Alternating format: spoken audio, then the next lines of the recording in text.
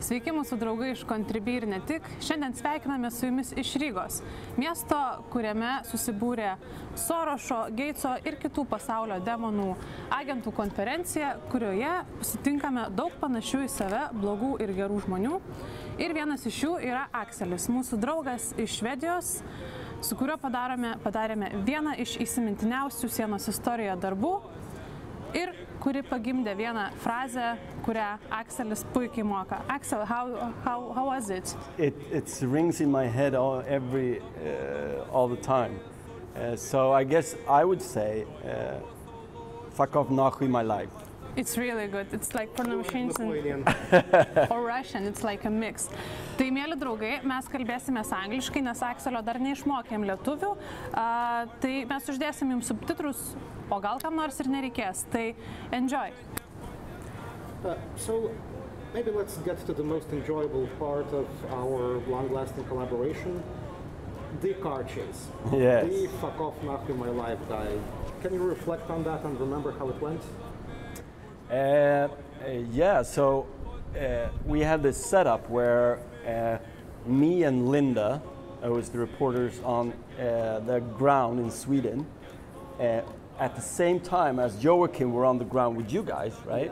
In Lithuania.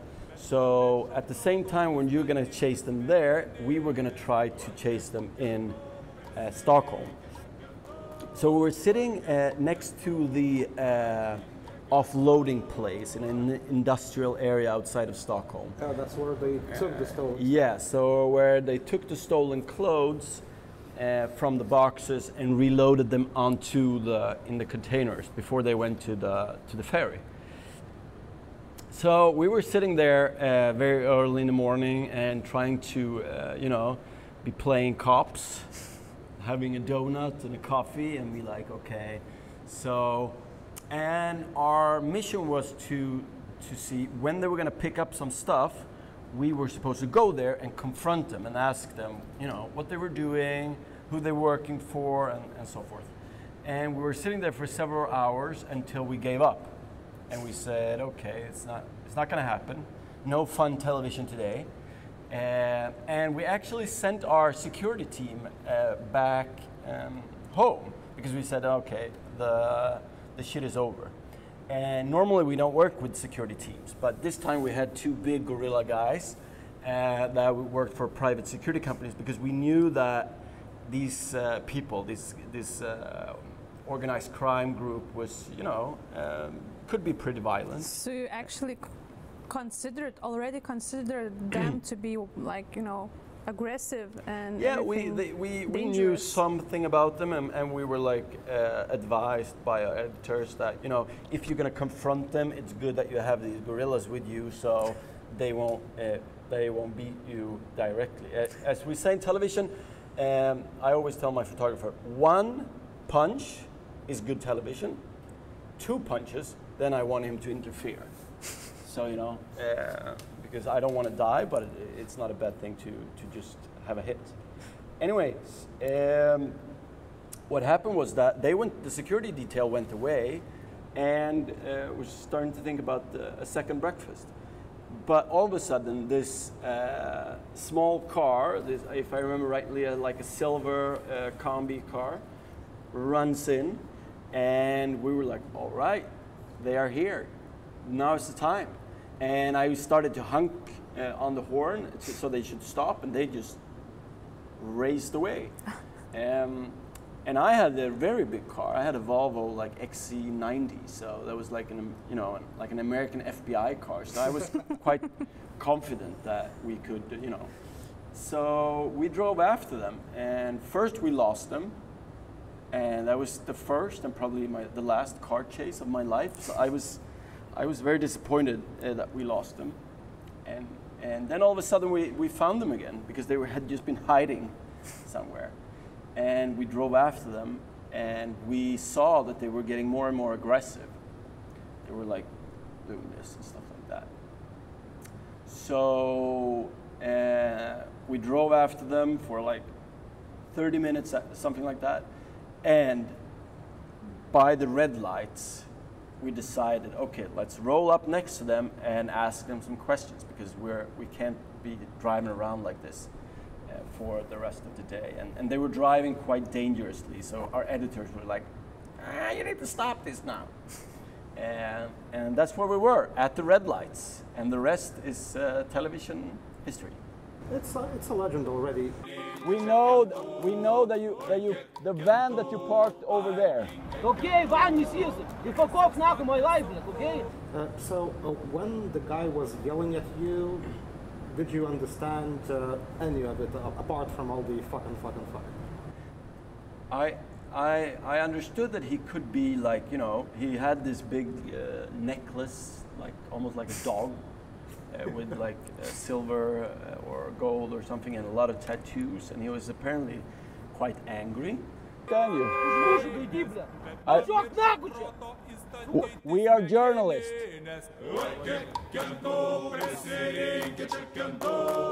But at that time, I was so pumped up being a part of this James Bond experience. And so I think I didn't think about that much that they could actually be dangerous. And he said, you know, fuck off, and that is quite a common line used against journalists. I've heard it a lot of times when there's people that don't want to talk to me. So I figured, you know, and I studied Russian in high school, but sadly I didn't understand what he was saying. They didn't teach you nothing. No, so I didn't understand what he was saying, and they drove away, and we were like, okay, let's give up now. And I sent you the video and said, like, can you tell me what he says? Is he giving us a good explanation, a comment perhaps of his manners? Oh, that was one of the most enjoyable message exchanges in my life. I watched it like 5 times before responding to you, honestly. We couldn't hold our like laughs. It was just constant laughing, and we couldn't even respond you, like, because we just like, okay. Axel needs to get a message from us, and we couldn't just stop. We couldn't even translate it. Like for 10 minutes straight, we were just like, listen, but what the guy is telling. And actually, my initial thought was like, he looks so much like Ivaras, the guy in Lithuania who distributes these not stolen but stolen clothes. And ta-da-da! Later, we found out that they were brothers. They were brothers. They were brothers, yeah, in crime. Brothers in crime, right? And at that time, when you sent me that, you know, he actually said that he wanted to kill me, I may have gotten a little more uncomfortable, because it's always unpleasant, of course, but since we knew that, we started to understand who he was. We understood that he actually had some violence in him, because a lot of people talk and not that many people do it. So, and the Swedish police called me and asked me, like, did you feel threatened for your life? And I was like, at that time, I did not, because I didn't understand him. And but afterwards, I felt like I would not do it again. Because, you know, I don't know, he could have had a gun, he could have had a knife, he could jump off. In another scene that is actually not a part of the movie, I think, he actually, he stops the car and goes out of the car and goes towards our car. Really? And he does something like this. Whoa, we didn't see that. Why wouldn't you include that? It was a super shaky camera. It wasn't that good, but it was like, at that time I understood that, you know, could be. But it was on the road, like. Yeah, exactly. I mean, the car chase was like 45 minutes. We couldn't show the whole thing. Well, the car chase could have been movie itself. Yes, but it was fun. It was exciting, and this job can be that sometimes. But it was also scary. And when you asked the Swedish police to investigate, they basically dropped the case because it wasn't English. Yes, so the Swedish statute of the law is that if you are supposed to be charged with death threats, for example, you have to, the person that receives the threats must realize that it actually is a death threat. So at the if I time. say, aš tada paskersiu asilę, tu nelaimingas, you're fine. You're not threatened, even though I just said I'm gonna fucking slaughter you.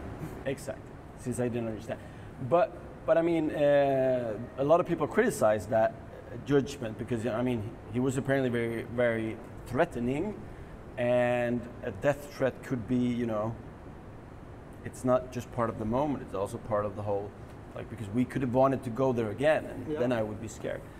So they didn't charge him, and it was shown on television, and I remember my like, at that time, what was he, 8-year-old son asking, like, Daddy, what is a faggot? Okay. And You translated it like that. and why does he want to kill faggots? Užmušiu gaidys. So it was a good lesson for my kids as well, but they got a little scared because they didn't like their father being in that situation. And well, you know, that guy got away with it in Sweden, and the other guy got away with it in Lithuania. Sadly so. I guess there's a mess on both sides of the Baltic. Do you know the Lithuanian side of it? No, I mean, it's been disappointing because I think we as a team collaborated and did everything that could be demanded.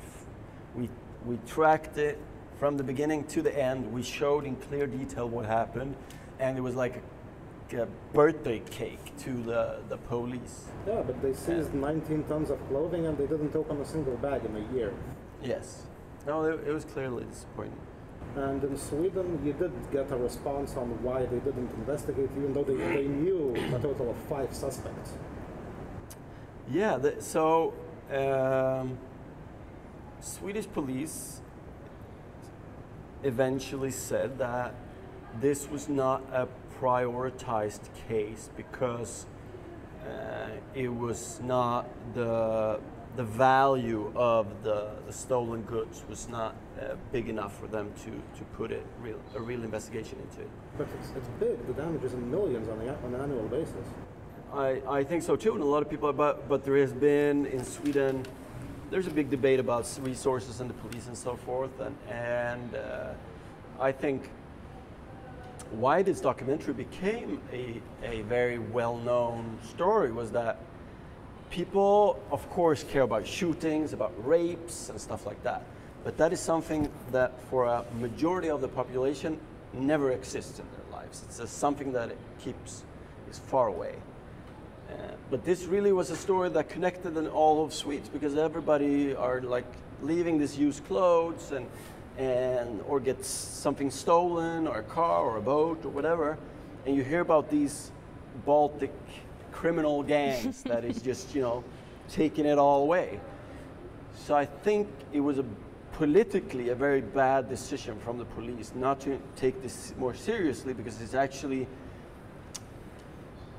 the consequence of it in the end is that the trust in the police for the middle class especially, like, okay, so you don't care about stuff being stolen from us. I mean, in a way, they legalized it. They encouraged the criminals. In a way they said that, oh, yeah, you know, this is fine. Yeah. And I think the connection also that they didn't only steal clothes, they also screamed at journalists to die, made it even more interesting in that sense because it was clearly it was not like a Gandhi non-violent or criminal gang. It was classical gangsters. Yeah, actually, after we released the initial story, then we learned that the guy has actually a really long criminal record across Europe. He had convictions in several countries, mostly for theft, and also some people approached us confirming your suspicions that he is violent. Yes. So that was a dangerous case. Was it the only kind of this kind of confrontation in your career? No, and I guess that's why also it was kind of part of the job kind of situation, because me and my team have been investigating like Swedish neo-Nazis, IS fighters, Hells Angels, Russian mobsters, and football hooligans in the past. And you're always the one who goes to know. No, I The two actually. gorillas. No, I'm very scared of violent situations. I don't like them. I'm not like a guy. I've never been in a fight in my life. I've been like hit 2 times. And I For thought the it was- camera shot. No, it was like when I was a kid or young, a teenager.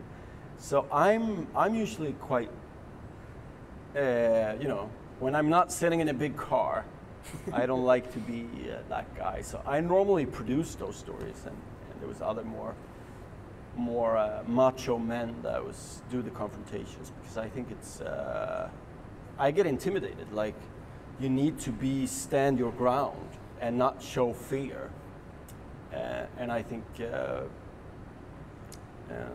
lot of these people, and I think there's many times it's the same kind of people, whether it is football hooligans, IS fighters, neo-Nazis, or gangsters like this.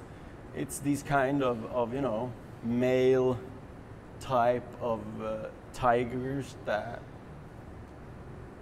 kind of draws themselves to violence, that are used to scare people.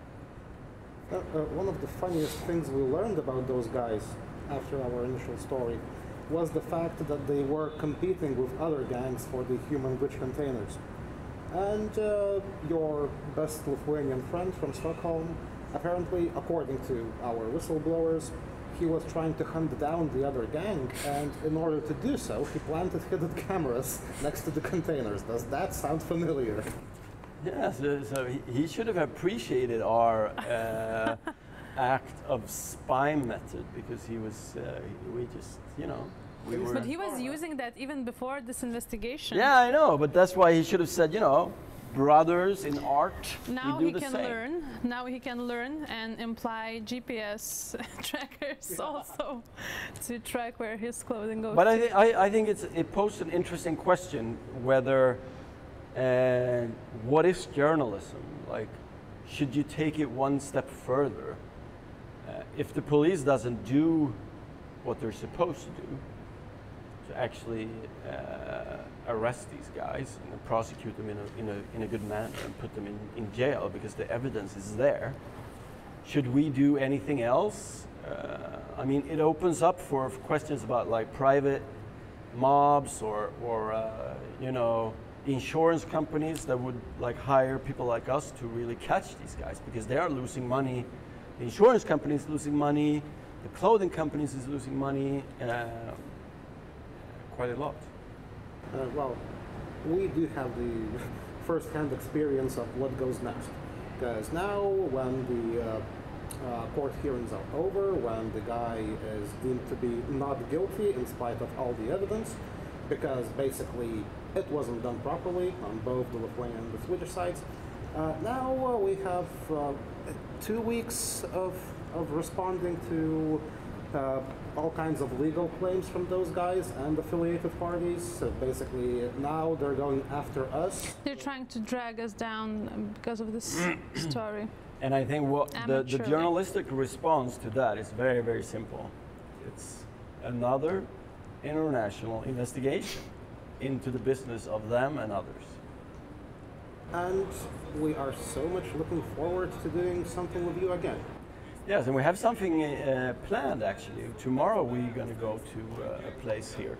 Please don't actually Don't spoil. don't spoil. No, we're not spoiling, but we could just say that we are planning a sequel, a follow-up investigation in the same kind of area Of expertise. of expertise.